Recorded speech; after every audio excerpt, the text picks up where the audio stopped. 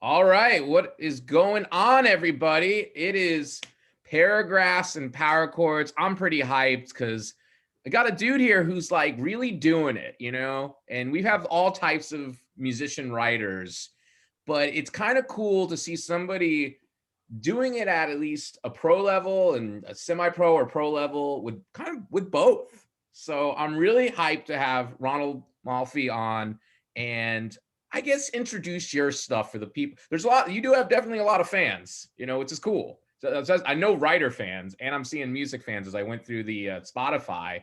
So yeah, let the audience know a little bit about you and your music and writers, side. Yeah, man. Well, first, thanks for having me on. This is great, and I've been following your publishing company for a while. Thanks. I love the work you guys do, and when I found out you were a musician, that just like you said, Yeah.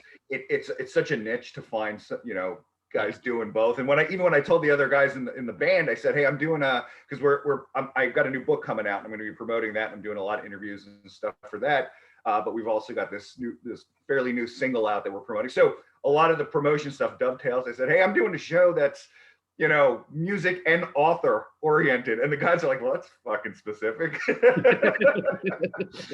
I think they thought I made it up just to keep them out of the studio here. So, but yeah, man, I've been, I guess you'd call me a horror novelist. So I've got, been writing for books for about 20 years.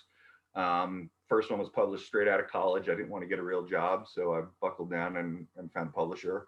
And for the most part, I've been doing about a book a year, with short stories and novellas and other stuff thrown in the mix.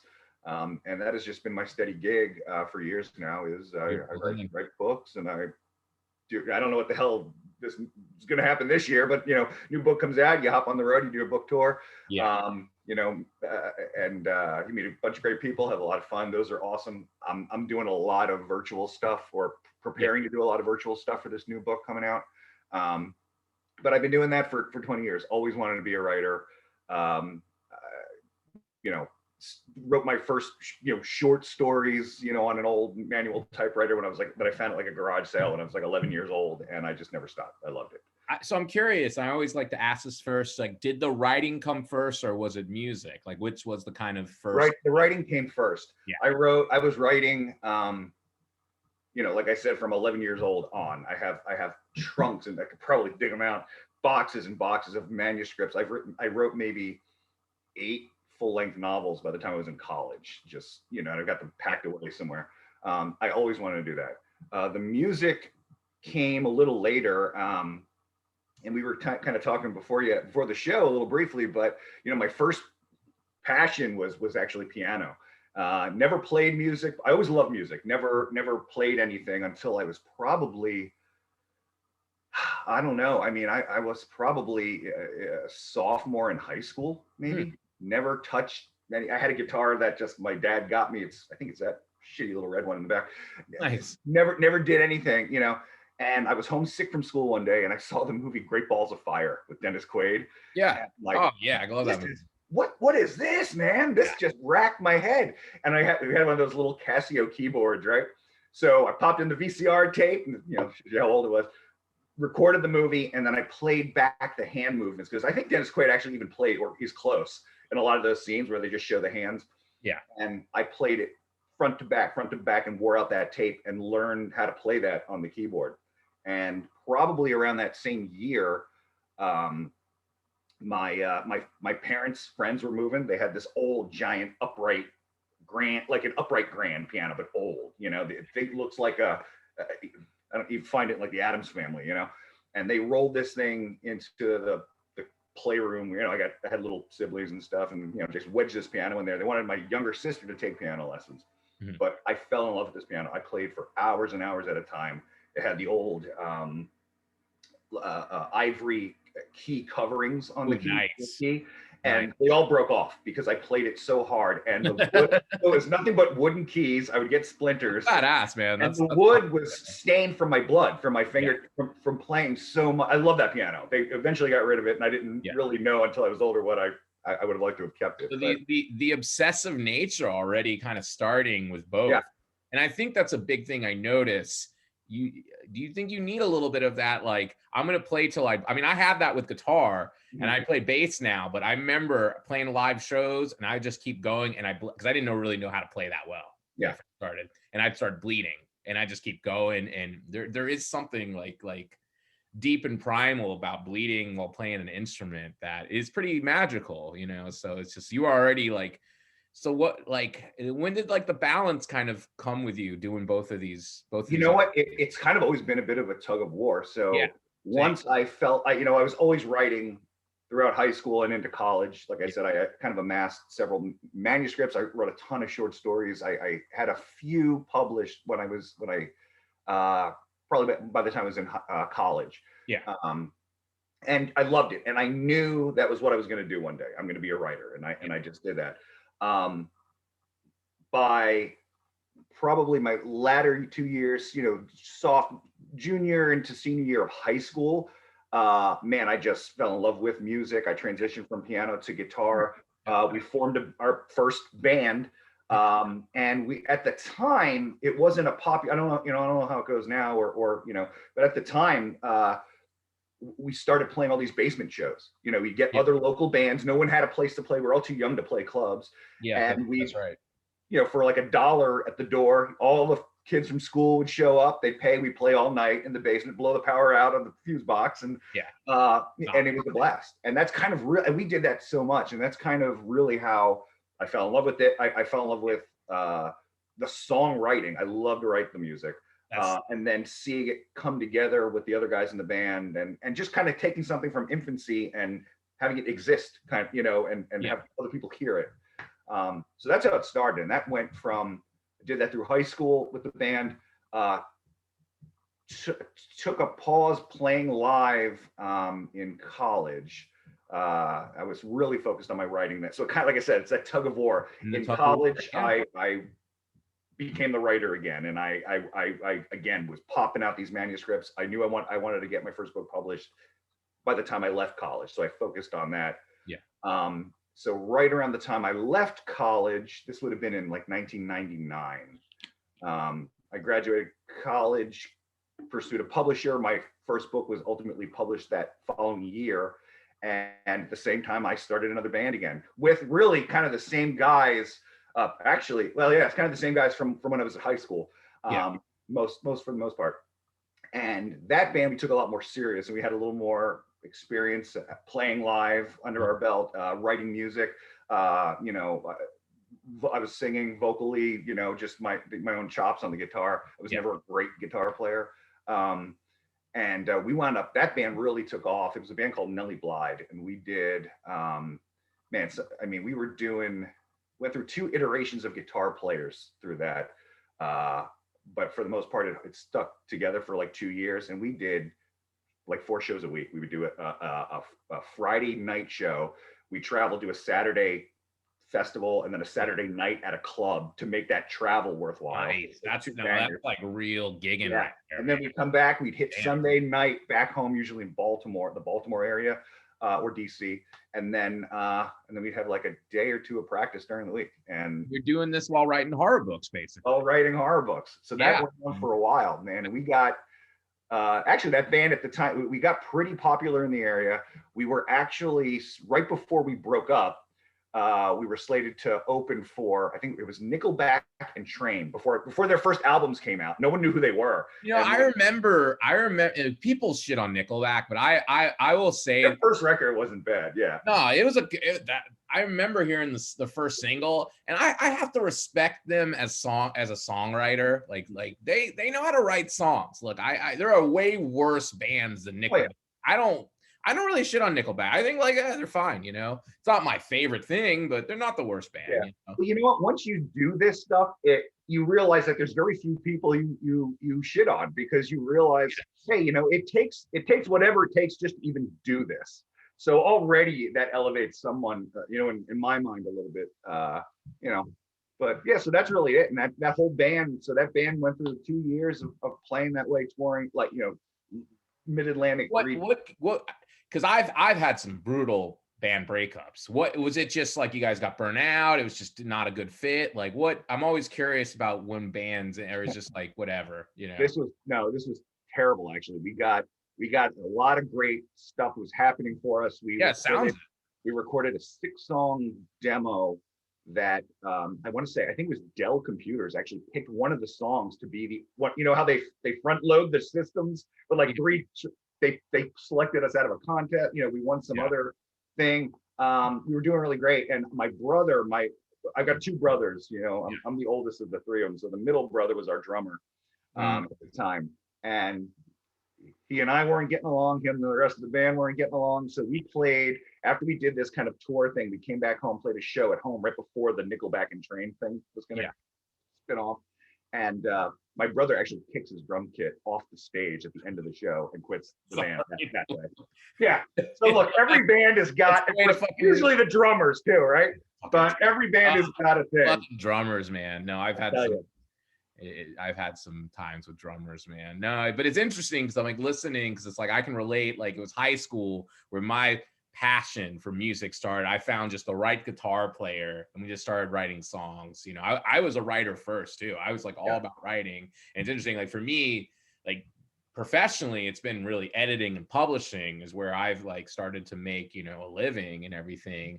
And music just is always there though. That once you get that passion, like it was just like once I learned, I met the right guy who could put music that made me want to sing, and I've just been chasing that ever since. And I like learned music because of that. Yeah. And it's very addictive music, and it's a guy I want to have on the show. Oh God, I hate when I'm really terrible with names. But he wrote a book called Beat the Devil, and he did really Miska Shuble, that's his name. Yeah. And he's just like written these hit Kindle singles, like even the fucking Amazon Bezos like forwarded his book because Bezos loved his book so much. So this guy's made some good money writing. And for him though, he'd play like on the road, like playing just his guitar, and it just like has cost him his book. The book he wrote, Beat the Devil, it was like music was the devil. It just has brought him so much pain, loss of money, and misery. And there is that double side to it where I can't say writing, it sucks to get rejected. Like it didn't work out with an agent I had, not anything bad, just didn't work. But it's like, those don't sting compared to the fucking heartbreaks of bands not working out. Has that been the case for you? Yeah, well, yes. And I think a lot of that, and I've had a time to kind of stew on this, but I think a lot of it comes down to, with writing, it's all on you. I mean, it is a solitary, you're in a vacuum really for the creative process until you get an editor and whatever. But you can kind of do what you want to do without having to clear it with anyone, and it's your baby. And I am very proprietary over my books. Musically, you have to go into that knowing that we're sharing the process here. And even though everybody, like in my band, it's 4 guys, everybody, our guitar player is a fantastic noodler, man. I mean, this guy is just brilliant. My brother is a marketing genius. He's our drummer. He's my youngest of the 3. I switched brothers.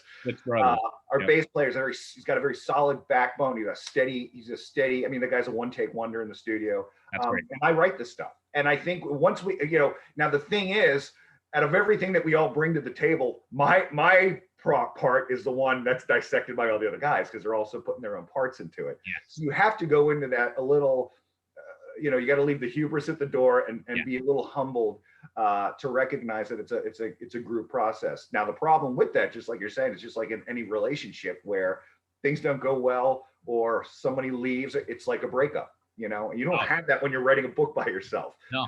But, yeah.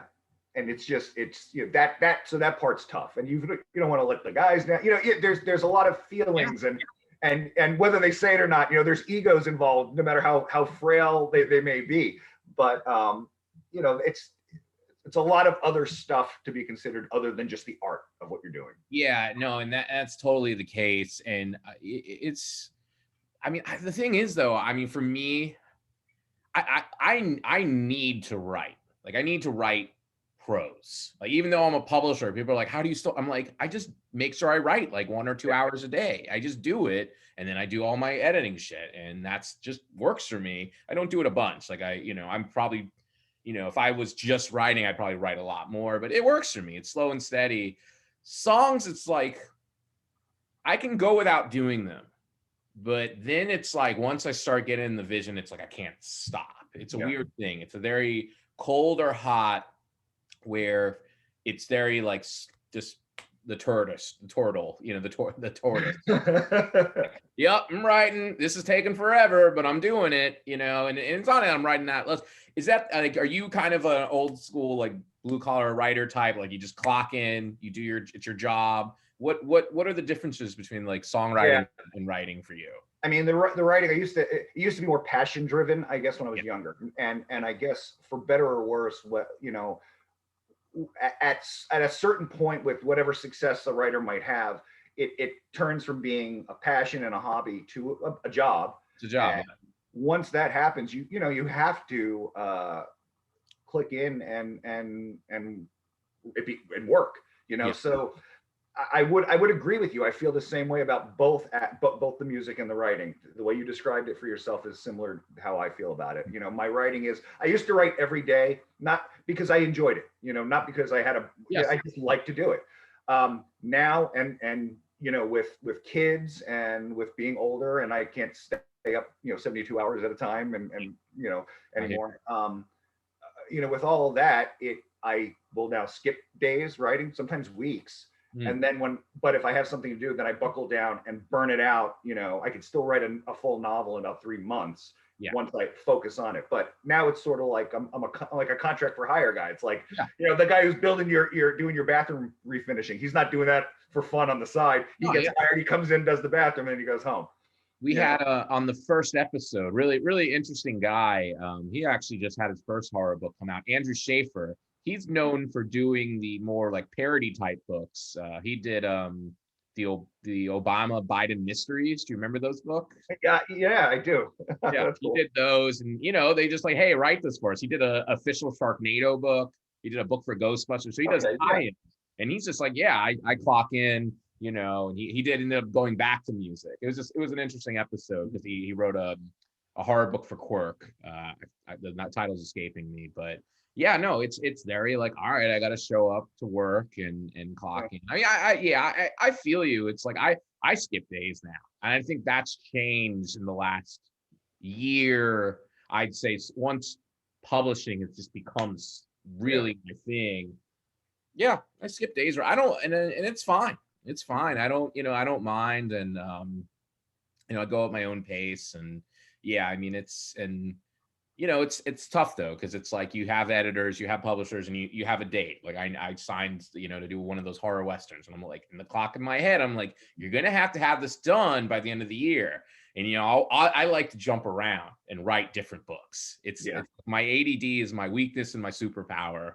So I'll work on like 4 or 5 different books, and it's like they'll be done around the same time, which is probably an agent's nightmare. It's probably why I'm agentless at the moment, but hopefully that will change this year. But yeah, no, it's definitely more of I mean, I think writing and especially publishing now, it's really a job. I relate, like, but music, I don't know. I would say that's what I feel the most passionate about. Are you feeling that passion still with music, or? Yeah, I mean, I mean, to kind of pick up where I left off. I mean, with that old band back at a college, we run and gun for like 2 years, and then when our drummer, my other brother, quit, I stopped, and I didn't play for like 15 years. I mean, I got married.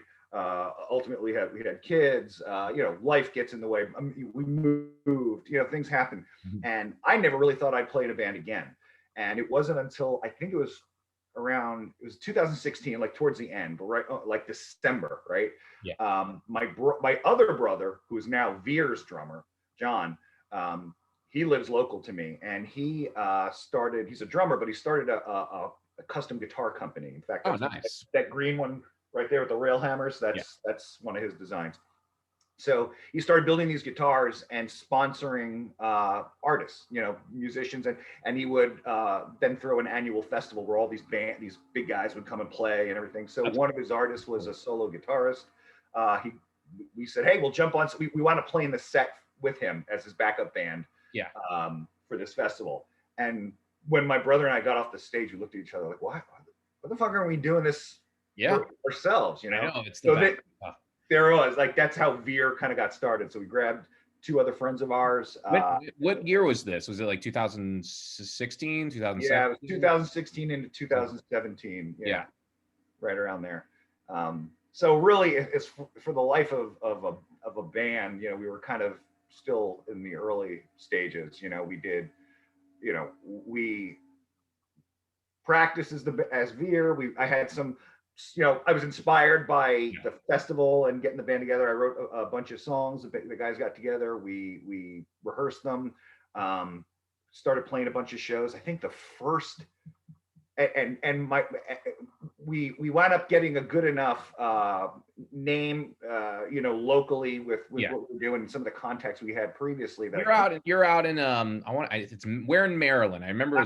I'm in Annapolis, but so that basically opened up the Baltimore, DC, Virginia corridor for us. How is that scene? I lived in DC for like 2 years, and I have to admit I struggled in the music scene. It was not. I was still like trying to just do shit on my own, like playing open mics. I mean, like that was a way long time ago. How is that scene now? Well, you know what? Now it's how was it before pandemic? Yeah. When we started, we were really lucky in that we kind of bypassed some of the grunt work, and the open mics and all that. So our first show, we opened up for Sponge. Oh wow, that's in Baltimore. And what we wound up doing is kind of made a name for ourselves here in like the Mid-Atlantic region as the go-to band for when nationals come through. So after that Sponge show, then we wound up being support for Fuel, Trapped, Puddle of Mud, Eve to Adam, you're getting Summer. All those groups.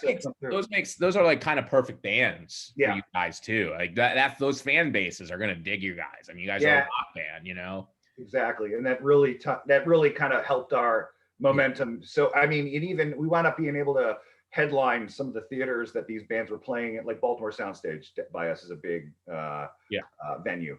The last show we played right before quarantine was there. We headlined a show there, brought some of the bands that we liked locally to come and play with us, and it was such a great but you're right. I mean, it wound up putting us in the forefront of all who would become our fans. That's a beautiful thing, like because it takes time, and like if I think like it's just like luck, where if you have the right songs and you get lucky, like hey, take it, like know what I mean, like that. And that's just like, if you don't have to put that year in and you got the songs, fuck it, like that's I mean. And we've also done the bars and we go back and we did but we're I think a lot of it comes with age. I mean, I'm 43 years old. I'm not 20 going into these bars and booking a band. So when we're hired to do something, there's a contract, there's an agreement, there's an arrangement on what's being done. And like, we went to a bar, we found a bar in Baltimore you're getting paid. And we found a bar in Baltimore where we threw a huge Halloween party. Everybody came dressed. I mean, it was a blast, Are you playing covers too? Or are you playing mostly originals, or? Mostly all originals. We started. That's a good deal. You're getting paid to play originals. See, in my book, you're already like a successful band. You're getting paid to play originals. Like, and that's why most of the venues are that we play are concert venues. Bars traditionally won't hire you to play originals. No. So what we wind up doing is, I'll let a little secret out that my brother, the marketing genius, probably would cringe at. But we basically rent the freaking place out, and we know that we can sell it out, and we run the show. We're not just a $200 hired band that's schlepping their gear. We run that place for the night. And that's how we handle it. That's a great idea. So but we did, just like any band you throw together, you want to get your sound. I think we did, we were first stumbling around with Veer. We did in a concert, we did like a Stone Temple Pilots song, Sex Type Thing. I think we did a live song. We did, on a side note, Stone Temple Pilots, top 5 rock band in my Oh, opinion. yeah. I got to see them live. Luckily, like I think I was still like a teenager in like Yeah, me too. 2000s, you know, and like I was just like, this is one of the best. It was freaking at the new metal, one of those new metal festivals. But they were like, yeah, we'll play it, we'll headline it, whatever. The Family Values tour, like back in the early 2000s, and I saw, and man, that was a special fucking band live. That just band, whew. They were great. The Leo brothers are awesome. The great Scott song. Weiland is untouchable. One of the best frontmen. Was. Totally. And even, I mean, really, Velvet Revolver, those records back to back are that was fucking good shit. Like me and my guitar player, we love that shit. You know what? It's funny because when I listen to your music, I got like I always you just automatically go, all right, well, this is I can hear. Oh, I'm curious to hear this because I wanted to ask you. Yeah, what did you hear? Funny. So I mean, I got a little Velvet Revolver in there. Most of the stuff I was pulling was really from your vocals, but little Velvet Revolver. I got a mix of if Billy Corgan, Oasis. If you listen to certain of the heavier stuff of Ryan Adams, I don't know if you're familiar with his work. Oh yeah, no, I like Ryan. A little bit of that, some Nirvana, influence in there clearly, and Nirvana / Pixie-esque guitar licks. But really vocally, it was a for me. I'm like I kept getting a hit of Billy Corgan in there. I don't, Yeah, he definitely influenced me. I'm more of a like baritone, but yeah, no, that's cool. Yeah. Like it's I'm proud of that band, man. And it's crazy because I went back to it too. Like for me, it was like I went hard for like I'd say 2006 to 2013. I went hard. I just went hard musically. I think that became while I was working on writing and stuff. My bands was definitely more my passion. It was like, yeah, I'm doing this writing thing and I love it. I want to get better at it, but my heart was with music more. And I just with the guitar player I was with that we did this together. And it's just the two of us for the recording. It's just he's playing drums and guitar and backup vocals. I'm doing vocals and bass. But it's like I met him, but it was in a band that was just like it wasn't time. It was just he's a kid. He was like 18 when I met him. So he just wanted to shred, and I had he had to learn. And I was burnt out. I hit you. I just kind of just stopped around 2014. I was just like, I'm burnt out. I hit burnout with both. I hit burnout with writing and I hit burnout with music. And I just was like, all right, I don't even know what to do. And it came back music. I just started fucking around. I'm like, I'm going to try bass. So for me, it was like trying a different instrument because I was like always a rhythm guitarist. And I was like, I was okay rhythm guitarist, but I could write songs. And bringing the bass and then playing with him again, where he was like ready and I was ready, that kind of came the magic ingredient. And then we've been lucky to find the right drummer, that we can play with. That's always a hard thing, as you know, drummers are tough. But yeah, no, I'm pretty excited. But so I like one thing I wanted to mention because we both kind of have a love for them is, do you see any correlations with like horror and rock and roll? Because I feel like they are kind of these two. They're like sister genres of art. There's something that you have like. I don't know, not mainstream people. You have people who are like, no, I'm not into horror, and no, I'm not into rock and roll. But I think everybody actually loves horror and rock and roll. Mm-hmm. They just are. I don't know. It's harder for them to connect to it. I don't know. What are your? What? I thought maybe that would be the case. So I had a pretty decent following as a writer when the band took off, and I thought that kind of cross-pollination would benefit the music from the people who read my books. And I found that it didn't really translate. And, what some of it is, I have publishers who do a lot of, and marketing people for the books who do a lot of that. So other than what I spew up on Facebook and Twitter, they're handling all the back end of that. Yeah. I don't do that for the music. Now, my brother does all our marketing for the band. So I'm not directly seeing, it's two different machines working, I guess. Yeah. But what I do find is that as a whole, my readership did not follow the music, which was a little disappointing at first. But then what I realized is the people who were following the music were following it because of the music and not because they just knew me as a writer.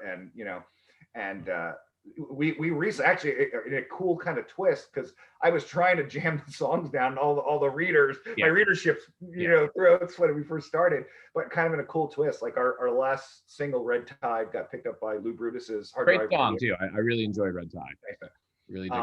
Once it hit his Hard Drive Radio rotation, we were getting, I was getting emails from people who heard the song, look me up, and then go, "Oh, you're the right." So it went backwards, and I'm like, "Oh, that's pretty cool." Now that you feel like you're covering ground, then it's tough, because I definitely have that want to cross pollinate, and I mean, I have, like, the first song is Write Fast, so I have this song about writing. But it is just is what it is. Like, people are gonna like it. Like, I feel it's weird. Like, I actually like feel because I'm known as a publisher, so it kind of like works for me in a way, because it's like people know me less as a writer and more as a publisher. So it's like it's a weird way it works more, but people are not connected. You also can demand that whoever you're going to publish also has to buy like 10 copies of your album. I can totally do it. I actually tried. And it failed. Not that, but I tried. I can send it to you. The band rejected. I was so kind of bummed. We tried to do a music video for the Write Fast video with two of the two writers I've worked with. Yeah. And like they were having two girls like do kung fu karate shit, and it's not a good video. It's not. Can't do it all. Like, I learned, okay, I'm not a music video director. I can write, I can do music, but I publish, but I cannot do music videos. But it's kind of fun. Was like, for me, the writers that I publish, this is kind of the interesting thing, they don't influence my writing per se. It's weird. It's just because I'm so just looking, I'm dissecting it. You know what I mean? And you get to a point where it's like almost looking at it like a science project, where you're just like, okay, make sure this is right. And you read it 3 or 4 times.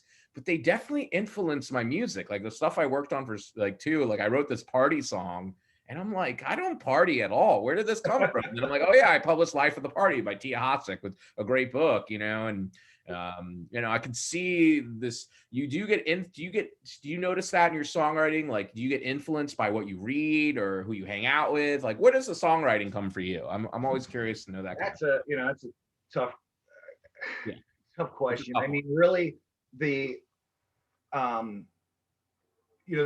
Veer's first album, I knew I wanted 12 songs on there. We got into the studio, we had 10 done at the time. And the other 2 were written just to really flesh out that album. One of which became our biggest, most popular, I guess, single from that. But at the time, what that really was over a decade of pent up sort of thoughts of songs, that because I wasn't in a band, I had no outlet for it, so everything was kind of there. So by the time the band got together, we wanted to record this stuff. It just kind of gushed right out. And really, that first record is. It's whatever I had stored up in the pipes, I guess, and it's I already know it has a different sound than this next record that we've been working on this past year, which the second one, which Red Tide's the lead single from it. The second one's it's a little darker, it's a little more melodic and nuanced. I feel the first album was much, let's just hit everything, guitar, power chord, layered some stuff in there. And just go with it. Just have it be just a straight ahead rock band, your rock album. This next one is a little more nuanced, and that's cool, yeah. And as a musician, I like, so really from a songwriting standpoint, I try to challenge myself with each song to do something that I haven't done before in another song. No sense of repeating it. Like on the first record, we have a song called "Come Clean." And the song modulates a half step by the end, mid chorus. Yeah. Never did a half step modulation mid chorus before. Can't say I have either. And I'm like, and it's cool because I got some buddies of mine who are like jazz musicians. Like, they're the only jazz musicians, the only guys who pick up on it. But it's sometimes a song is just born of you come up with a riff. That riff is cool. For me, it's mostly I get a melody that just sticks in my head, and I can't shake it. I come down and I block it out on the guitar, how it would flow with chords, and then I build the song around that melody. Sometimes I've got a verse from someplace else that I feel this is the verse for this melody, this chorus, and it just hammers together. And funnily, it's similar to how if I'm thinking of a book idea, a book for me doesn't become a thing that I will work on until three things happen, right? And the three things Yeah. are I've got to know the characters, right? I got to understand them, and I got to know the event of the story that this book's going to be about, right? Yeah. And then I have to realize that I already have, in that writer filing cabinet, other themes and nuances that are perfect for this that I've just been stockpiling. So I go, oh, these two come together. There's my story. There's my characters. And the third thing is, once I know what that first sentence is. Yes, dude. Yes, the first sentence. Got to be the first sentence. Everything. I am just like, I am like, I could make a religion on the first sentence because so everything. Do you outline or do you just? Yes. Yeah. Yes. So I was going to ask you, do you have like an end in mind or do you outline? I have not outlined a single novel to this point in my career. I respect that. I usually have a general idea where it's going to go. Yeah, like do you know where your ending is, or you just kind of let it be? Generally, depends. Okay, yeah. Sometimes I wind up. I realize if I think about it too much, one, it bores me because I'm like, well, I already know why I'm going to write it. I usually write to see where it goes. Yeah. And the other thing is, I notice that if I plot it out and I figure and I think I know where the ending is, in reality, when I sit down to write it, I realize my ending is probably 30 pages earlier. Because I don't need to go into what the outliner thinks is an explanation. Yeah, that's a good point. I don't need all that. I like to leave it a little loose, but I have a vague idea where I want to go to.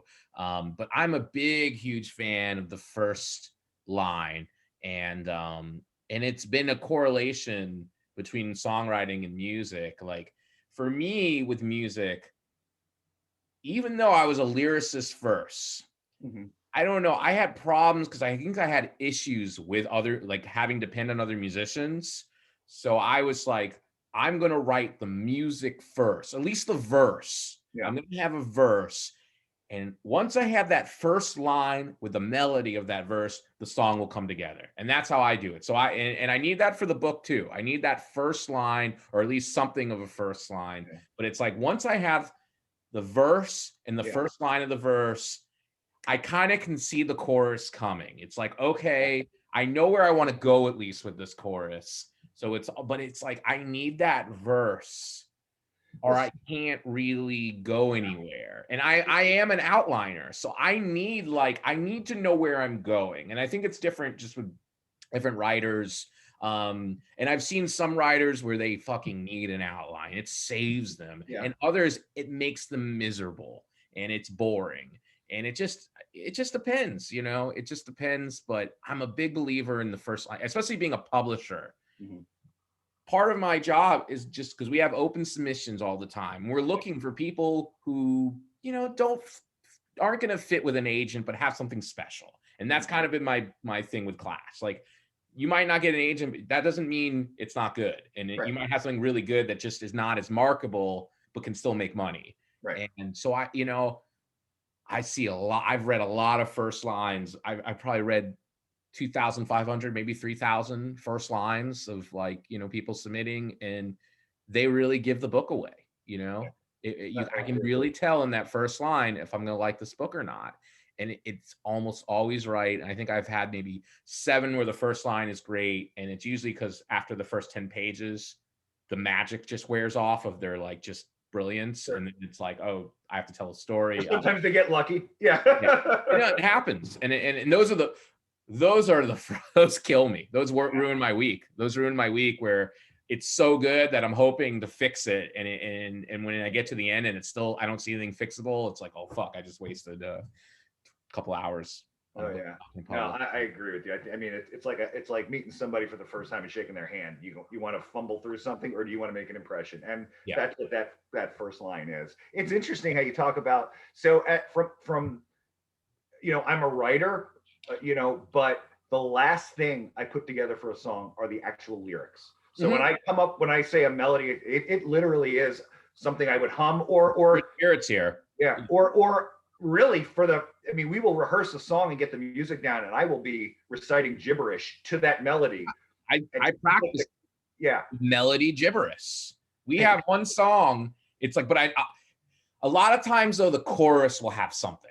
Sometimes, yeah. I'll have a chorus.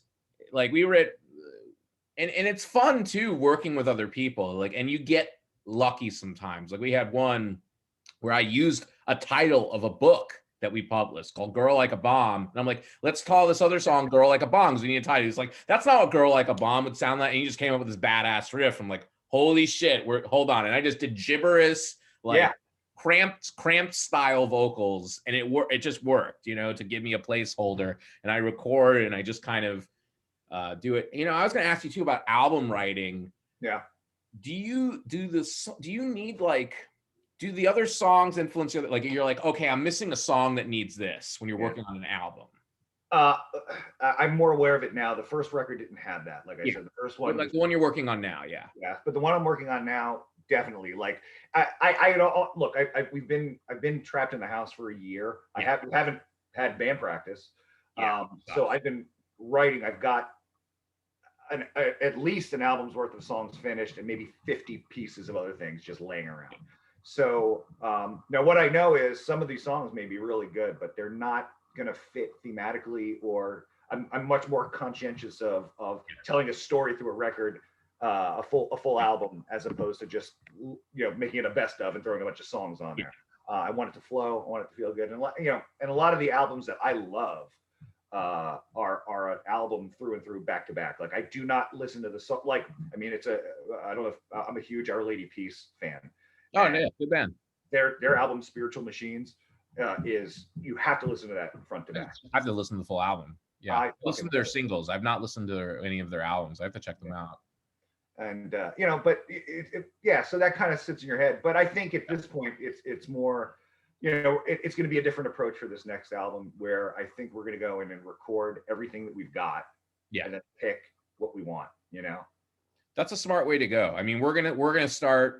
The second album's pretty much written. We're going to start recording in about March. We've been lucky to be able to just, they're kind of, that's our bubble, basically. The songs you sent me, have they been released yet or? No, we're probably releasing the album in May. We might put one more song that I sent to you, and we'll probably have an 8-song, you know, debut album, and then probably do 12 for the next one. And yeah, it's a lot. I've been like tinkering. I've been all about album 2, and like I'll go to the gym, play basketball, and kind of listen to the songs and see how they flow and change the order. I get very obsessive with the tinkering. Like it's you know, that's, and we're kind of like dinosaurs with that. I don't even think albums are a thing, really. I mean, you look at modern music and what artists are doing. I mean, there's singles, they're EPs, and I get the logic there, but man, there's something for me, you know, and that's my old school brain, you know, about like a good deep listen to a 10, 11, 12 song LP. Yeah, you know? I don't know. I think it goes in waves. I feel like rock's gonna kind of goes with wave. And I was noticing this too. I'm trying to write an article about like horror and rock and roll. And I noticed that in like popular culture, it's very up and down, you know. And I feel like I feel like horror right now is really getting back in popular culture, where rock has been less in popular culture right now. And it's just a matter of when that will happen again. It does. It goes to these weird stages. Like, and it's the same. That's the two things I've seen in common with them is they popular culture will be like, oh yeah, horror rules. And like, oh no, we don't want this right now. And then like it happens again. It's like, I think it's happening right now with, I mean, the Stokers came out today and it was like, these are really, this is solid. This is a good ass year. That was a good year for horror. And you see it on TV and movies. Oh yeah. And like rock is, you know, it's just non-popular culture right now, but it always kind of comes back. And some forms I like, some forms I don't, you know. I wasn't into the whole, you know, emo thing and it wasn't my thing, you know. I don't hate it anymore, but you're not gonna get into ska now, are you? I'm writing a ska song, so who knows? Oh boy. And it's catchy. No, it's funny. I actually don't like ska.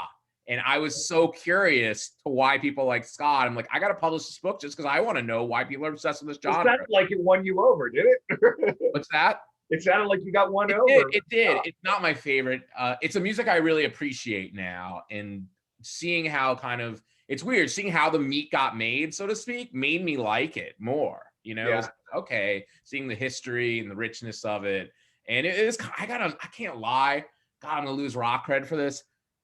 I really am enjoying writing the ska song. It's really fun. Like it's a thing like I want to just do once. You know, I wouldn't want to write a whole album of these songs, but one really fun upbeat ska song, it's kind of fun. Like, you know, No, but I wouldn't want to do a whole album of it. I'm sorry, ska fans that are like, maybe that's the new. Do you remember like back in like the mid to early '90s, like the gimmick was that every alternative rock band had that hidden track country song?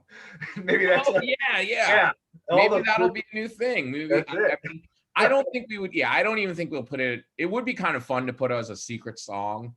I don't know. Who knows? But we I don't will. even know how secret songs exist anymore. Yeah, that's the problem. It's like you can't really do that unless you like put it on you. I guess you could have the song and then you wait like 2 minutes and it just then it appear. No, it translated like it's got to be a link that you click that you can't readily find. That's how, you know. That's a good idea, actually. Yeah. That's a smart idea. Yeah, I love secret songs. Like I miss that. I'm like right on that cusp. You know, I'm like 30 something guy, so I get kind of both sides of, you know, the new school and the old. I mean, I don't mind singles. I get it. Like I just think I think with rock music, it's a very album type of music, you know, and you should kind of be with the artists for more than a single or two. But I get it. I check out just singles, and singles are good. They do serve a purpose of like, okay, I want to check out more. And I think that's the point of a single. But just to release a single and not have anything else, you know, I think that, I don't know. Yeah, I mean, that's sort of, you know, I mean, with the pandemic and everything, that's sort of the position that we were in, like, right. So back in last March, you know, so our last concert was last January. We were going to go, and we even said on stage, hey, we're going to take a little break and we'll see you guys. We're going to record an album like a year later, you know. But you know, so we went into the studio in March, cut the first 3 songs that we were working on, and how we do it is basically, and I'd love to hear how your process works, but we go to a studio to do the drums, and then our guitarist has a home studio where we record everything else. Nice. And that's what we were doing with this. We got the drum tracks for three of the songs in one session, went back, we're laying the other music in, and then this fucking pandemic shut everything down. So we had Red Tide, which was basically finished. We shot a video for it during quarantine, and then released that. But we've got these other 2 songs kind of in the batter's box. Stages. Yeah. I think it's good. I think the releasing a few singles before the album is kind of cool. I think that's, I mean, we're going to do, we still got to figure out, we probably might do This Love, the second song. I should probably do that, but we'll see. But yeah, no, I mean, I'm lucky. I would say what really helped me really jump back into music is the guitar player, because he is a producer and has his own studio. So that's huge. Is huge. I don't know. I gotta be honest. When I'm honest to myself, I'm like, I'd still be writing songs. I'd definitely say that. But knowing that I can just do my thing on the bass, and I can just focus on the melody, coming up with just something really tight on with the bass line. Just I don't have to be Bootsy Collins. You know, I just got to play a good solid bass line that's catchy, and then be like, Sean, make this better. And he just does his guitar. And then getting and then him like being able to mix really well. I mean, I think you could say it's mixed really well. It's, you know. No, it sounds great.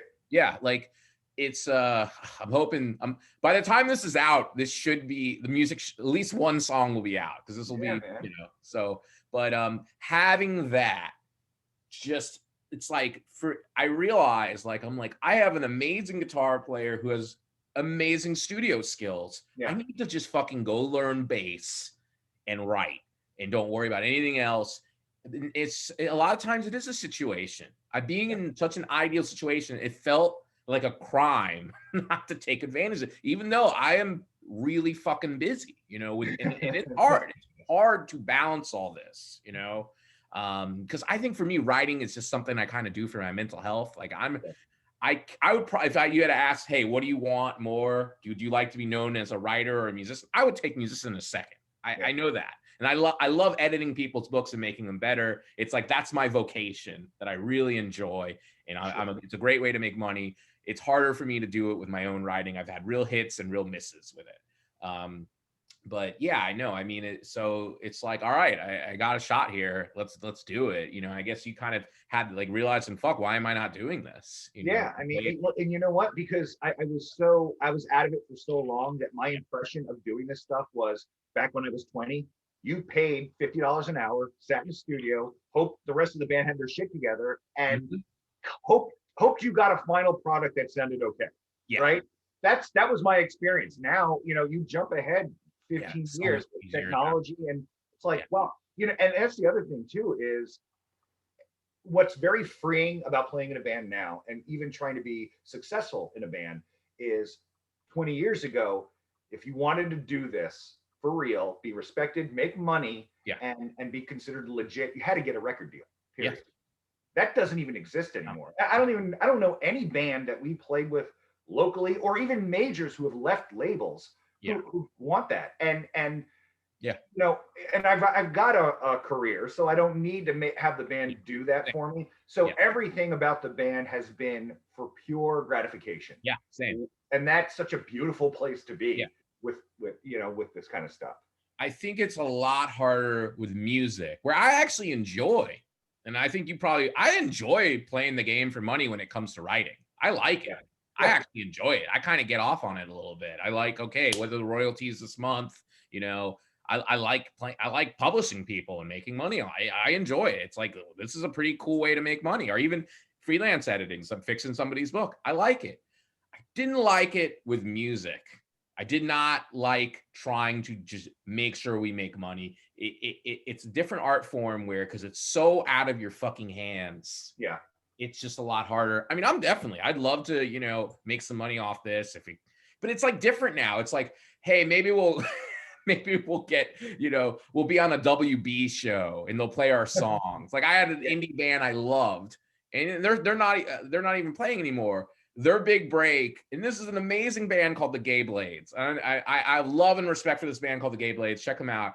And they got Taco Bell money. They're like, they just had this riff, and it's like, I'm getting while the getting's good, and that was it. And that was their kind of like claim money fame right there, getting a Taco Bell commercial. I have, we talked about that earlier. I don't turn my nose up at anybody for anything. In fact, Yeah, particularly now where, look, I don't know when we're going to go that's where back. you're getting paid. Yeah, but that's the thing. You're Licensing. focusing on licensing our music, Yes. and we are doing. Totally. I've got a few writing projects at various stages of development for TV shows. One of my stipulations going in is you got to snag a song. That's part of the deal. You got, even if it's 10 seconds on the radio in the background. You know what? That's a payday for the band to keep the band functioning. Exactly. I love it. I love how you think. I totally do the same fucking thing. And that's how. So I may not be cross-pollinating my fans, but I'm cross-pollinating my art. No, that's even better. I mean, that's kind of the dream right there.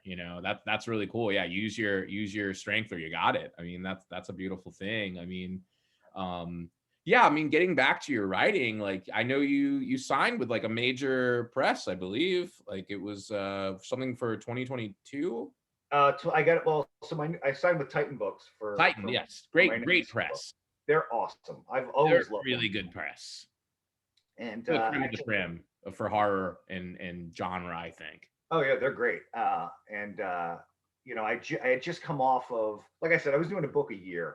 And my last book was Bone White. That was part of a 3-book deal with Kensington. Yeah. Good book. I was able to check that one out. That's a good book.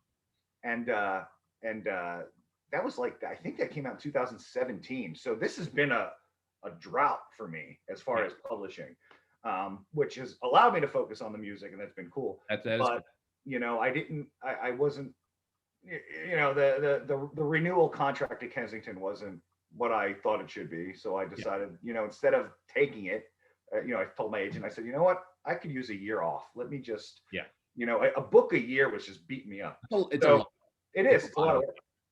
So I took a year off, and then I didn't really know what I wanted to write. So that I got this, I took in that year, just said, you know what, the story idea came to me, and it kind of came from two places. Just like I was saying, the perfect marriage of this, and you know, I had a friend of mine who was a newspaper reporter who was killed in the Capitol, Oh, damn. the Capitol newspaper shooting. Yeah. Damn. Um, I hear that. so she was killed there, and that kind of resonated with me. And then I had around the same time I was following the story about Patton Oswalt's wife, who was tracking down that Golden State killer. Yeah. Yeah. And both of those stories, you know, that the Patton Oswalt story, and then the kind of feelings I had left over from my friend kind of meshed, and I came up with this story that I just started writing on spec. I mean, I was not under contract. It was the first time in like a decade I wrote a manuscript not under contract, and it was very free. It was frightening, but it was freeing. That had to be really freeing. Yeah. It was extremely free, and I just went where I wanted to go with it. It's called Come With Me, and it's basically about a guy whose wife is killed in a mall shooting. And after she dies, he finds out that she has this dark secret past that she kept from him, to include this bizarre obsession that he latches onto, and also becomes obsessed with it as well. Nice. And I love the book, and we started shopping it around right when the freaking COVID hit. Yeah. New York, for that first wave, dried up. I mean, we were getting no responses, and I'm like, well, what the hell? And ultimately, we did get some interest from other publishers, but I went with Titan because I really liked, they're doing both the UK and the US edition simultaneously, and I really just love. I'm a fan of just that British sensibility. I love Graham Masterson. I love. They did Tim Levin's The Silence. I love what they were doing, and I said, you know what, this was a publisher that is always on my radar, but I never thought I'd be writing for them. Yeah. So we sent them the book. We wound up signing a 2-book deal with them. This will be Come With Me. Will be the first book. It comes out in July of this year. And we also, the TV show rights were optioned by NBC Universal, so that's in progress now. That's great, man. That's awesome. It's been really cool to kind of see this book go for. But again, the difference, and you could appreciate this, but the difference between writing for deadline and a contract versus writing for yourself and then seeing it be successful, it's a world of difference, and it's so gratifying. It's a blessing, and it's like it's weird because I know that I'm like, I know I get the game, and it's like I'm kind of in a lucky place in a weird way because I'm able to kind of still write for me right now. But there's that part of me that wants to get back into that. I have a YA. I want to try to sell that again, find a new agent. And I'm kind of trying to enjoy just kind of jumping around and writing with the hot hand and not worrying so much while, publishing and editing and doing music. But yeah, there is a freedom, and it's kind of a good thing for younger writers. And, we got to kind of appreciate the freedom. I know it's like you have the dream and you're like, oh, I want to get published with a bigger press or that, or, but it's like there are trade-offs. There are real trade-offs to that. And then it's, Well, and one thing I could, that works for me that I might be able to recommend is even if you're under contract for something, I was for years always under contract for a book or whatever. Yeah. I always had other projects going. I was always writing something else where I could be exhausted because I wrote this book for 10 hours. Yeah. But I could switch gears and go to this short story that I'm really passionate about, and it's like I've hit the refresh button, Yeah, I can't. I went crazy trying to focus on one book. And it's funny. I went back to it, and this was like the last thing I was trying to do with an agent was a Moby Dick retelling with frat boys, and it's funny. Tell me you called it Bro Be Dick. It was like bros. I think it was like bro. The original title is like Bro, This Is the Ship of Life or something. And Bro, Where's Monroe Dickens? Because the whale, and it was not fun. It was not fun where I'm just trying to focus on this thing. And I did this twice with 2 books, and I'm like, it didn't work for me. It didn't work for me just trying to focus on one book. I kind of got to jump around, and I'm doing that. And and I'm doing I'm actually going to try to finish this book because it's like I finished a decent draft of it even after the agent and me parted ways. So who knows? But it's it's just I need that freedom to play. And I think that's the thing about art and music is the play aspect, and how if we lose that, it does kind of suck. Yeah. Well, I mean, you got to have fun with it, and you've got to get like I said, there's a level of personal satisfaction that you get from the creative process that if you're, I couldn't pump out, bodice ripper romance novels every 6 months. I wouldn't find that gratifying, So you got to just, find that thing. But, I mean, and it's, similar to that, like back 10 years ago or so, when my book writing became my career and became, a job, I did lose a lot of the passion and like the flair for it. In fact, I a few years ago, recently, I went back and I was contracted to do a short story for a themed anthology. It was like water monsters or something. But I'm like, what the hell am I gonna write for this? And I remembered I had this old story that I wrote as a kid. I even drew like a damn monster tentacle on the cover, right? Wait. I gotta hear this because this is interesting. Yeah. What was the kid story? Who was the kid? What do you mean? No, the story you wrote as a kid. What was the original kid story of the water? It was called Undertow, and it was about two kids who break into there's like this chain link fence around this lake where by this park, and they break into this place and just to I don't know what they were doing. They're fucking around in the lake, and this tentacle basically comes out and takes, there's a monster living in the lake, just takes the kids. And I wrote this as a kid myself. And when I got invited to this anthology, I'm like, that story, I could rewrite that, and kind of make it sound more mature and not like an idiot kid wrote it. And that would fit this anthology. So I went back, I reread it, and I rewrote it. Now, of course, the final version of it as an adult is written better, and it's, there's no typos, and I know how to write a short story now, right? Yeah. But the passion that as I'm reading this, that the little kid of me had in writing that story, I'm like, I wish I could bottle that. I could, it's off the page. How, I could see the fear, because I was using that old typewriter, I could see the fervor that I was punching those keys just as and I'm like, man, that is, that's magic. That is real magic. Yeah. No, it's funny. My first story was about a pool monster. The first thing I ever wrote, I was like 6 years old or something. And it's some monster that would appear when you do a belly flop, and it'll just punch through your stomach. And I just thought it was the coolest thing ever. And yeah, no, it's funny. You're making me think of that. That's my infamous pool. And maybe I will do that down the road. I'll have to rewrite the pool monster story, maybe for like a splatterpunk thing. That's it. And it's got to be, you got to balance it and love what you do. And also, if it's your job, you got to pay the bills too. Yeah.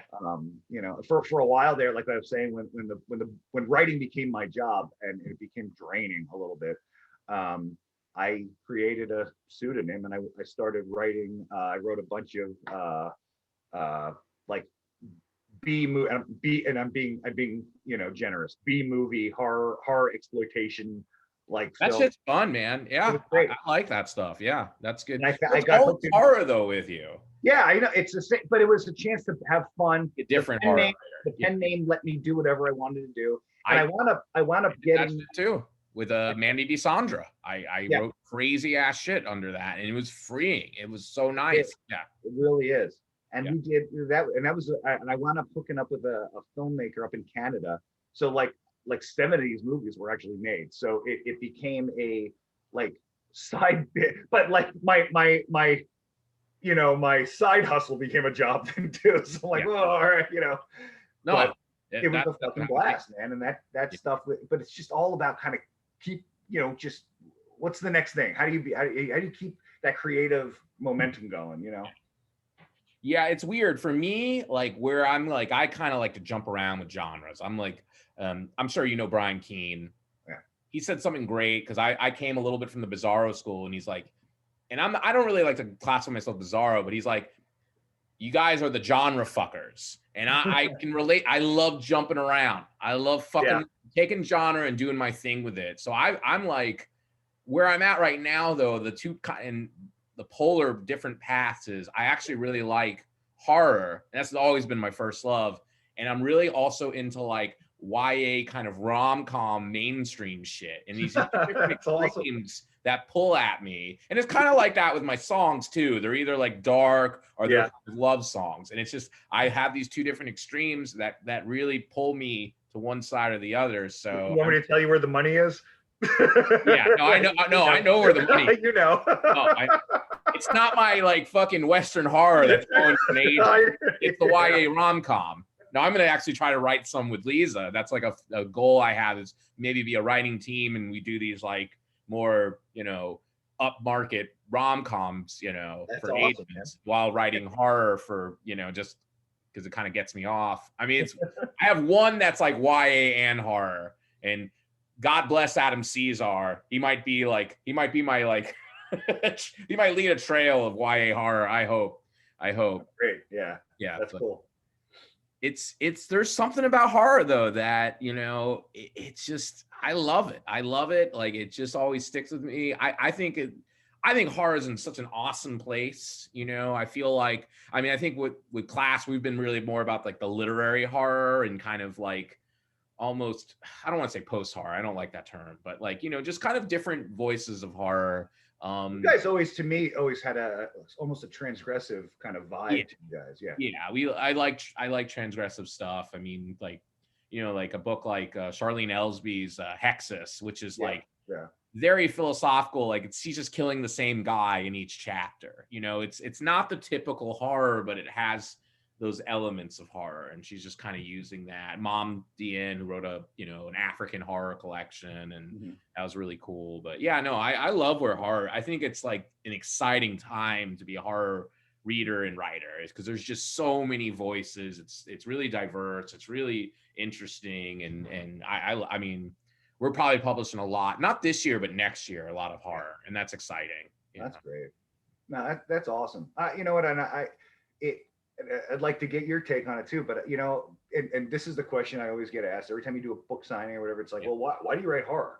And you know, it's not, no one, I don't know. I've never met a horror writer who sat down and said, well, I'm going to write a horror, like they're, it's just naturally how the story kind of comes out. And, you know, and I've, you know, earlier in my career, I did, you know, I wrote some, I guess, you know, literary fiction, you know, and stuff like that, which I also love. I'm a huge, I got a shelf full of Hemingway somewhere. Same, dude, same. I love that stuff. You know, I could read 500 pages of a bunch of 20 somethings getting drunk and fucking each other. I love books like that, where it's just all that debauchery. Good shit. Yeah. Same. You know, but for me, it's like every time I write something, I always get to a point where I'm like, oh, well, what if this, you know, let's darken it right here. I can't help it, you know? So really everything kind of starts off as a love story, but it always goes bad.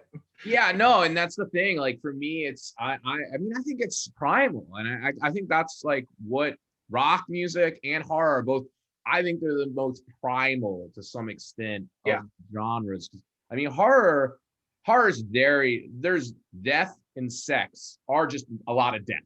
It's usually the two, but it's usually, you know, and that focus on death and the fear of it, of fear. I think it's that fear, and kind of, maybe, I don't know, maybe it's like taking our own fears and doing something with it. Like, what will happen with this when this happens? And we get to kind of live through it, you know, and face a fear. I think that plays a role with horror. I definitely see it as an editor with horror writers. Well, I mean, there's also the genre itself. It's so ripe for metaphor, and for every literary, you know, device that, you know, where people kind of, you know, you get the illiterati who look down, you know, they look down on horror as the redheaded stepchild, and it's sort of like, well, really, horror is the perfect format for metaphor, and for you know, just to exercise every nuance of that literary function. And not only that, but it's sort of like, how creatively bankrupt are you that you don't see the worth in writing something that's not possible in this world. You know, you go and be a speculative writer, write about something that your mind came up with, you know. And as much as I love, like I said, I could read lit fic all day. I love it, right? You know, but don't look down on a genre because they decide it's creativity. You know? I see both from I notice things get very tribal, and I notice horror writers will look down on literary fiction. I'm like, why are you doing that shit? It's good shit. Like, I appreciate you saying that. I mean, it's funny because like we go to Brooklyn Book Festival, which is very literati, and I've learned, and it just shows how dumb genre can get. I'm like, oh yeah, we publish dark literary fiction. I'm like, oh really? It's fucking horror. And they'll be like, oh, that sounds really, it's horror. But I say dark literary fiction to Brooklyn people because they're like, wait, horror? No, I don't read. Like, it's stupid. I hate all that shit. That's a whole podcast for another time. No, it is. You know, and for me, like some of this was some of the navigating the publishing industry was me trying to prove to myself that I could understand and deliver what certain publishers and their readership wanted to see. You know, a book. You know, I got caught up in that whole leisure books debacle years ago. Oh God, yeah. I had a 3-book deal with them. They wound up only publishing one. Was my book Snow, and I kind of pulled the other and you know got out of it. But with Snow, I mean Snow is my monster novel. You know, it's snow monsters. Yeah, it's not generally what I'm known for. My stuff is a little more psychological than I would say you write psychological horror. But that book was I had to prove it to myself. I knew leisure books was hot. I was reading all their authors. I loved all their authors, and I wanted to. And I kept submitting them manuscript to Don Doria when he was over there. Oh yeah, great editor, amazing editor. It got influence on me, I have to say. He was an influence, and I mean, that was where you went for paperback horror fiction. Yeah, totally. And I kept sending him these manuscripts. He's like, Ron, your books are good, but he's like, you know, throw a vampire in here and we'll publish it. What are you sending me? And I sent him. You know, I mean, I was trying to be way too fucking cerebral for my own good. So really, when I wrote Snow, I even told I had a conversation with my wife. I said, look, here's the deal. I said, I'm gonna pitch this novel. I'm gonna write a few. I think at the time you had to write a synopsis and 3 chapters. To send it to Leisure. And I said, I'm going to do it for this idea I have for Snow. It's not normally what I would write. It's very monster driven. I said, but I want to prove to myself that I could get this contract if I did what they wanted. Like I had something to prove to myself. So I sent him the 3 chapters and the synopsis. He came back. He goes, looks great. Let me see the full manuscript, which didn't exist. And so I sent him an email. I said, oh, I'm on vacation. I'll get it to you in a couple of weeks. And I spent 2 weeks in my basement pumping out a 300-page novel, and I had a blast writing it. It was so much fun. But really, for me, the satisfaction was here's achieving that goal. Like I wanted to get in that door, and had to show myself that I can manipulate my talent enough to get from point A to point B. You know, so there's all these little kind of hurdles that I think as a writer or any kind of musician or whatever that you try to accomplish as you go, you know. I think that's a great thing you're pointing out, because I actually am starting to enjoy that. I'm much more at like the beginning part of my own writing career, but it's like I enjoy the challenge now.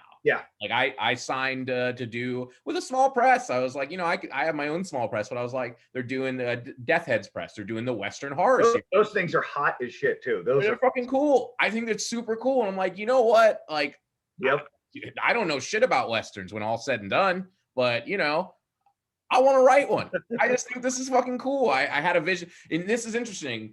The song I sent you, the one with it's like the bass line called Tethered. Do you remember that one? It's kind of Alice in Chains vibe.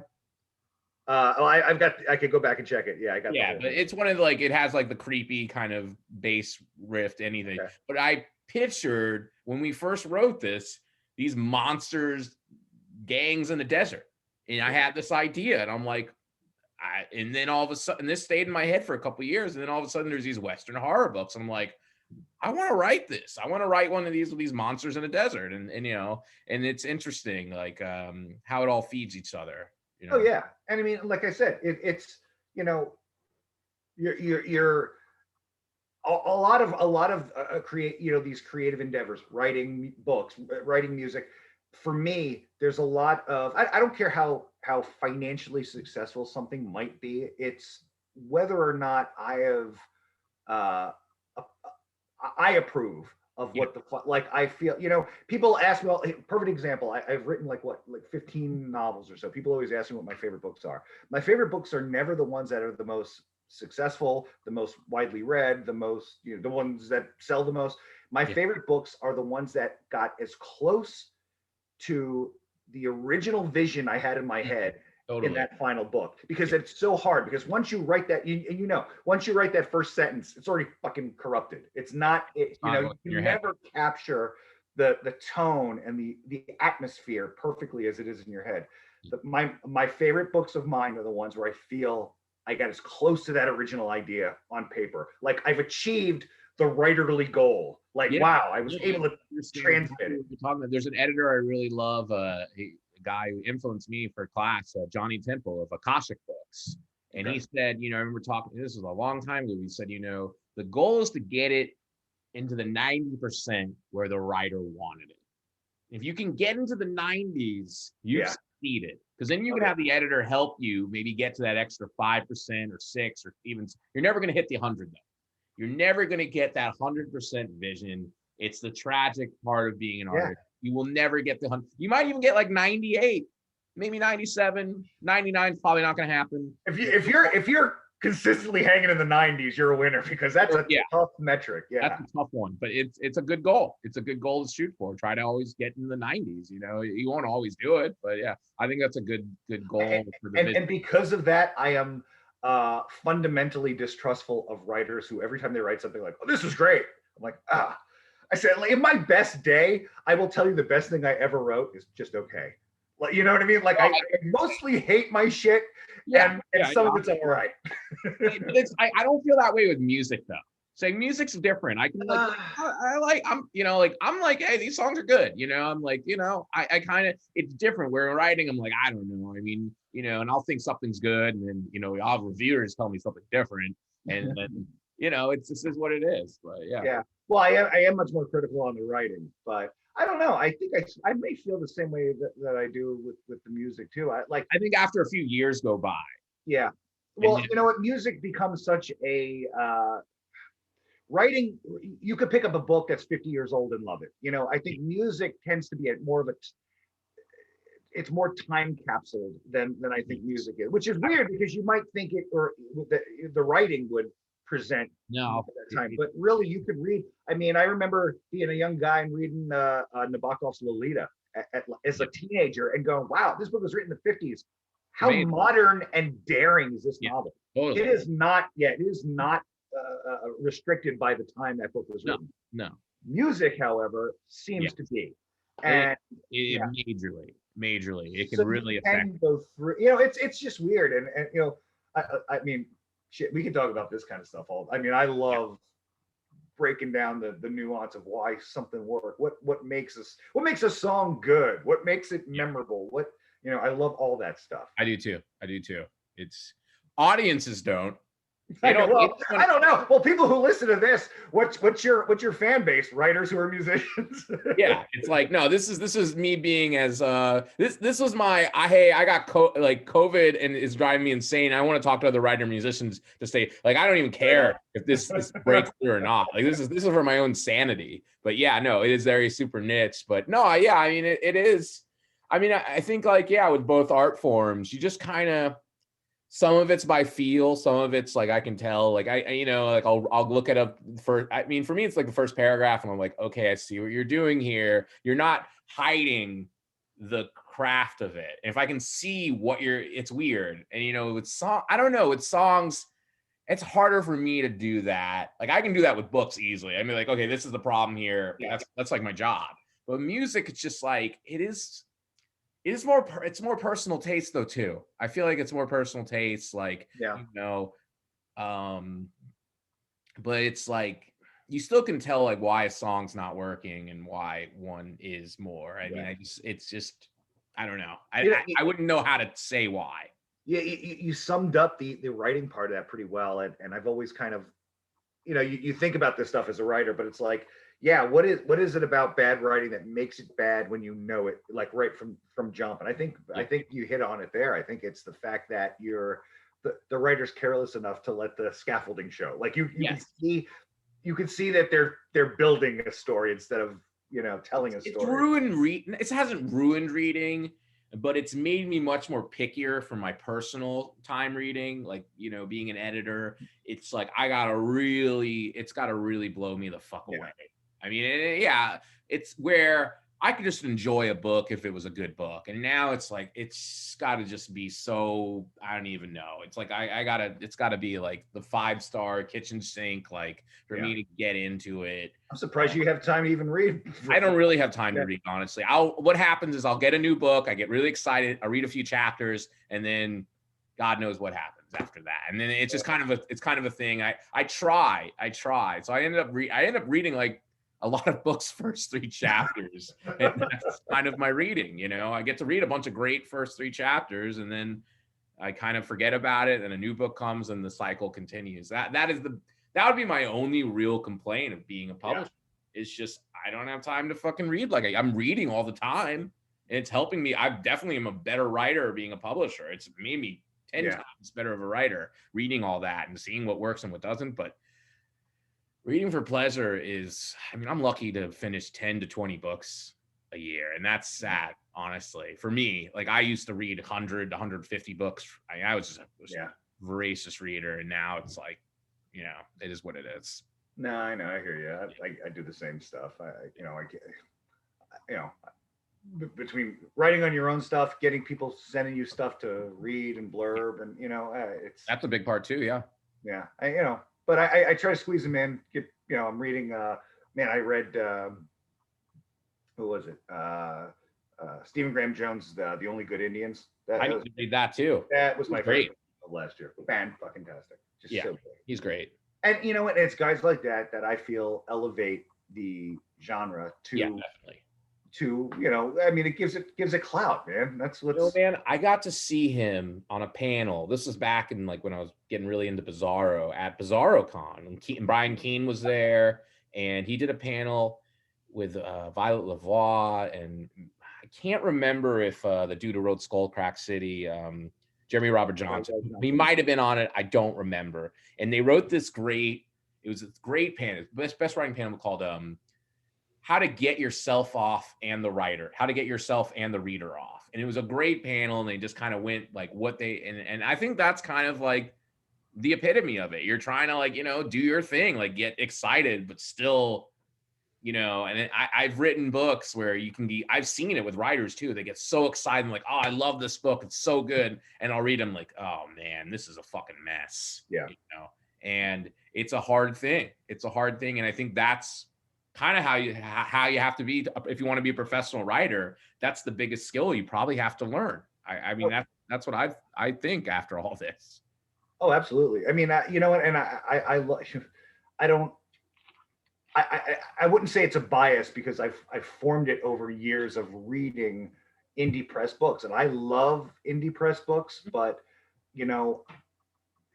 as a writer and a publisher, and I've read Clash, so you guys are not in this category. But if you're a writer and a publisher who's putting stuff out there, who want to garner readership from all the other glut that's out there, step it up. I mean, know what your story's about. Fucking edit the thing correctly. I don't want to look at page 1 and go, well, we've got smart quotes opening the dialogue and flat quotes, and I'm like, it's shitty, So step it up, man. And I think a lot of I think probably most self-published writers are either doing horror or maybe romance. I don't know. And I think what has brought down the cachet of the horror genre is this glut of self-published horror writers who are. I mean, there's some good ones, and there's some really bad ones. And it's like anything else. It's usually the bad ones outweigh there's some decent ones. Because you remember the bad ones. You can have 500 good ones, and that one bad one's like, how many memories do you have that are good? They're all bad memories. All my memories are good. I mean, I think for me, where I stand on all this, like I've had some great success self-publishing under a pen name. I'm so glad I did it. It made me a lot of money making fun of Kirk Cameron. That's a story for another time. I think I know what those are. Crocodile guy. I was the crocodile guy for 2 years. But yeah, no, and that was a fucking mess. People didn't care because it was funny. It actually worked. That I didn't even edit it. I was like, I'll fucking put this up. And I was like, oh Jesus. But people didn't even care because it was like it worked for that story because it was so grindhouse. But no, I think that if there's anything missing in the small press and in the self-publishing is just, I think, developmental edits, especially for younger writers. I don't think a lot of established writers need. I've noticed this. I'll just keep it real. We're going to publish Michael Sisko for Clash. Do I have to fuck with his manuscript? No. He's fucking Michael Sisko. It's fucking good. It's like I read it. I'm like, yeah, I can't mess with this. Charlene Elsby, her Hexus book. Yeah. Nothing I could really do. With the younger writers, though, the ones that are in their 20s and the 30s, I got to edit them. I got to develop, we got to work on how to make this, they need edits. And you don't have that as much. It's hard to pay for that with self-publishing, developmental edits. So, if you're a good fucking storyteller, there's a guy I think is great. He writes short stories Matthew Bartle. His name's escaping me, but he published some great horror, and he didn't need any real edits. He just had a copy edit. But it's a lot of writers need that developmental editing. And you're not perfect in the small press because you're basically doing the job of 6 people. And I'll be the first to admit, yeah, we've let some errors get in books, but we'll fix them. Errors are one thing, but I think it's more. I know what you're saying. Yeah. You can't. This is not an industry to go into willy-nilly and say, well, I'm a waiter by day, but I'll be a publisher by night, and I figure I know all this shit. And also a lot of small presses don't. A lot of them are not. They're not interested in achieving beyond what they've already set their sights on at a certain level. It's fair. I'm a lover of the small press. For me, I love half my shit's with small presses. I love the small press. It just depends. It depends. My goal was, let's have a place for books that agents like, but they're like, I can't, my own, my agent, she's like, yeah, I can't shop that. And I'm like, I want a place for that. Are people who are younger, who maybe aren't ready for the big 4, but have a really great book, and it might just be too fucking weird or edgy. I'm like, I want quality books that the big 4 an agent is scared off, or even a mid-size is like, yeah, I like this, but I can't publish this, and that's kind of been the thing that's excited me. But yeah, no, I feel you. I think, I feel kind of very much like a man with his own country in publishing. I'm just like, whatever, and there is a difference, I think, with micro press and the small press. And I think that there's differences there with the micro press, where it's just one dude and he's just doing a shitload, and it's hard. I wouldn't I do this with 2-person and a publicist who also, and some copy editors. I would not be able to do this on my own. I don't know how some of these guys do. And some guys, I don't know. Yeah. I got to grab this thing real quick. Hold on. I'm going to move. 5, 4, 3, 2, 1. All right, we're back. There we go. So, but yeah, I was saying, it's just I'm with you. I think, but yeah, it's hard. It's hard. I think publishing's hard in general. I feel like we do the job of 6 people, and there's 2 of us, and then there's a publicist, thank God, that helps a lot. And so we have 3 people doing the jobs of 6, and but it's I don't know. I'm with you there. I think for me, it's I would prefer, I think the ideal place is a mid-size press where they have the distribution, you have a good editor, you don't get the huge advance, but they'll let you do it. It depends too on the genre. You know what I mean? If it's more literary, I would like that. If it's horror, it would be nice to be with a bigger press. That's good shit. It just depends, what kind of book you're doing. I like writing novellas, so that's a great place for a small press. Novels, though, for me personally, I want to get a novel. I want to try to shop it. I have a YA novel. I'm trying to go for it there. But novellas, I think that's the beautiful thing about a small press. It's a place, though I see Tor starting to do novellas. So, just there's less time. People don't mind shorter books. That's changing too. No, it's So, such a fitting medium for I love horror too. it's perfect for horror. I mean, I think Keen said that too. It's like I love a good horror novella. I'll read that shit. I know I'm not going to lose too much time. I actually have time to read it, and I think that's why novellas are starting to come back more. And I do think the big pressers are going to start dipping more into novellas. I think I just see that. I just see that as a trend. That is a good trend that the small press, I think, has been doing well, is publishing novellas. But Well, yeah, and I mean, it'd be nice too for us, publishing houses to see what the trends have been lately on, on streaming services like Netflix, Amazon, places like that are buying up this content. Yeah. Where not everything they buy has to be a 600-page novel. They're picking up a lot of stuff. Yeah. Look, publishing has always been so arcane. It's been behind the times with everything. Yes. And I think that whatever they're playing catch up to an industry that from an inside point of view, you kind of look at what they do and you're like, well, why the hell are you guys still operating like this? It's like, what, you send books to like returns people make shirts and send them to fucking Marshalls. Marshalls doesn't mail the shirts back because these didn't sell. Give us our money back. Man. I mean, it's nuts. It's really a crazy industry. Crazy business, yeah, and it sucks. Like I have no choice. We actually do returns. We try to get them in bookstores. You have to, yeah. And it sucks. It sucks. Like we got all our returns in December, and it was like, we are having such a good month, and it's like, boom, here's a bunch of returns. You're like, all right, we just lost like $2,000. But it's like, that's how it goes. That's the business. You can't.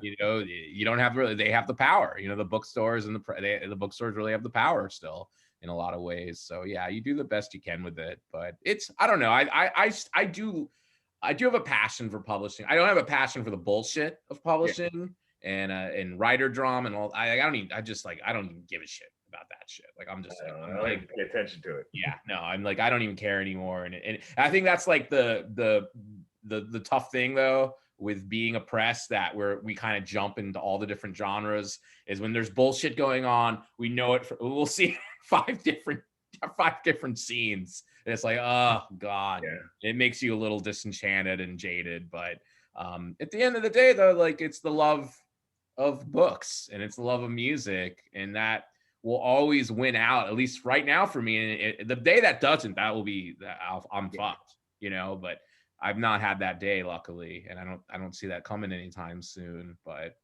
so, well, man, we're getting near the end, man. This has been a lot of fun. I've really enjoyed this has been good. I haven't talked to anybody in a month, so that's I mean, that was pretty much my thing. I was like, I'd like to do a podcast again. I don't want to talk politics. I don't want to talk any of that shit. I want to just do something that I'd like to get. And I was like, I'd like to meet other writer musicians, because this is like a weird thing, being both. And that's been kind of my goal. And it's been cool to have people of different, places in their careers. And people, like, I have a guy who's never even published a book, and just more music, but he writes. And, it's kind of fun to just see the different artists doing that. So kind of, I guess, like, what's kind of where are things going with your writing? Where things are with the band? I know you got the book coming out in July. Yeah. So book's coming out in July. I'm going to be amping up the promotion and stuff for that. I've got my previous novel, Bone White, the TV series stuff has been moving along with that. So that got picked up for a TV show with Fox, Disney, Amazon, all that. So by April, I should know whether or not they greenlit the whole thing or it's back to the drawing board. Yeah. And then as far as the band goes, like I said, I've got a ton of music that I've been working on. It's just about finding a level of comfort, I guess, with everybody to get together to rehearse these songs and get back into the studio. We've got 2 more songs that are done that we're holding back, and then we'll be releasing periodically throughout the year. until we can get this album out. I mean, it's you know, we're what I've really learned is to you know, be relevant and really to make money as a band, and because you look at music now, it's everything's streamable, it's free, nobody's really buying. Yeah, no. These, Forget that. Yeah, your music is basically your business card. yes. What this band has turned into as and it's really all to my brother John's doing is it's been a merchandising enterprise that happens to play music. I mean, Yeah. we sell a ton of t-shirts, we sell all this, you know, anything you could think of, we sell. Yeah, the t-shirts with our face on it, you know. Yeah. So all that stuff. So what we do is we do these big pushes with each single where you can buy new t-shirts, new you know, new merch, all that kind of stuff. Oh, yeah. And just keep appealing to the fan base. And we've been so lucky that people have continued to support the band. Yeah, you guys have fans. It's cool. It's cool. Like, Yeah. I was checking it out. That's a beautiful. It's all about the fans. I think that's like, if we have to sum up this podcast, it comes down to the fans. You know, You wouldn't think you'd be able to miss 1,300 people in an auditorium, but I miss 1,300 people. You know, I haven't seen them in a year, and it sucks. You know, it sucks. Oh yeah, no, we're our first gig will be. It's like on a farm. well, yeah. You gotta start somewhere, you know. So our band's first gig will be on a farm. You know. So where are you guys? New York?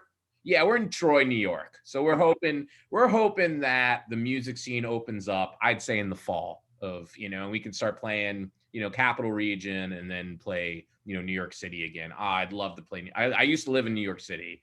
I was like working for the government while living there, and I was writing, playing music, and it was exhausting and awesome. I miss playing New York City. I actually want to play DC again. There's a band. Yeah, you guys want to pop on down? I mean, let us know. We're doing like we're set up a lot of shows. We're doing actually that would be fun. We would actually have that would be a good show. I have to say, I'm not even bullshitting. Like that would actually be a fun show. Blast. It would be they would fit. They would actually fit. You know what? If this was normal society again, I would have our bands play at Scares That Care. They did Guar played. Oh, that would be all. Yeah, I'm going this year. Are you going? You know what? I haven't even. If it's okay. Yeah, I don't even know. Are you waiting for like the vaccine and all that stuff? Well, that on top of, I mean, I've got my parents live down the road. My grandmother lives with them. She's 97. So I'm just, even with the vaccine, I don't know. I'm just trying to be cautious with everybody. Yeah, no. You know? But smart. You can only do so, you know, and you read the news, everything changes every fucking day. I mean, I'm planning to do, not for music, but for just to go there. So I'm hoping, that would be really fun. But well, hit me up. Let me know if you do that. And also we, as a band, we put out compilation CDs from time to time with like, that'd be fun. So I think we've got, the next one's going to have like some of the bands I mentioned that we opened for before, like Sponge and Fuel, and things like that on it. You know, you guys got a track ready to go. Hit me up. And man, we're ready. We're the stuff. I love it. I think it's thanks, man. Awesome. I appreciate it. We're ready. Like we want to help. You know, kind of. I mean, that's my goal right now. It's just like, all right, I want to like, you know, just jump into the rock world. You know, and I think we're adding something to the genre. So you know, it's fun and. Yeah, I mean, I'm just like, you know, waiting to play shows. It's like I have this album that I'm really proud of, and I just want to play it. And it's really hard. It's been really hard. We've had this in the mix for like a year and a half now. So it's like, you know, we finally just finished it. You know, we've kind of keep it in our circle, and you know, that's kind of it. That's really my social interactions is the band, and I'll go down to play with our guitar player, and my drummer lives here. And he lives in Peekskill, and you know that's it. That's kind of been my social life is the band, and it's kept me sane. Just been writing a lot of songs, so. Well, really, that's the only thing I actually miss. Other than that, I mean, I'm used to sitting in the house. Exactly. Other than music, that's it. Yeah. That and the occasional going to a bar and drinking. That's playing a live show is like it's. You know, I'll say this, man. It's gonna fucking feel good. Like I'm never gonna not appreciate playing live shows after this, even like when they're shitty. I'm gonna still appreciate it because it's like, well, you know what? That's a perfect outlook too. You could you know, before this, you'd have a shitty show. You'd be like, oh, fuck, we suck. It's the worst feeling in the world to play. Yeah, now it'd be like, you know what? Three fuck people showed up. The promoter robbed us, and we owe $150 on our bar tab, but we got out. We got out. We got to play a show. There's no shitty shows after this. That's my prediction. Right. That's my prediction. It's like pizza. It's either great or it's okay. Yeah, no, it's gonna be pizza. On that note, I feel like that's a good place to end here. So please check out Ronald's band, his writing. He's got a lot of books. They're really great. And Veer, and I'm hoping, I don't know, the Dionysus Effects album, the debut album, it's getting so hyped up on this podcast. Yes. I think people like it, but hopefully there'll be a single out when you hear this. Excellent. Can't guarantee. So Ronald, thank you so much. This was a lot of fun. This is kind of why I started this show, just to talk to other writer musicians. So this has been a great episode. Thank you again. Yeah, brother, it was great. Thanks for having me out. Awesome, man. Good luck to you. Peace.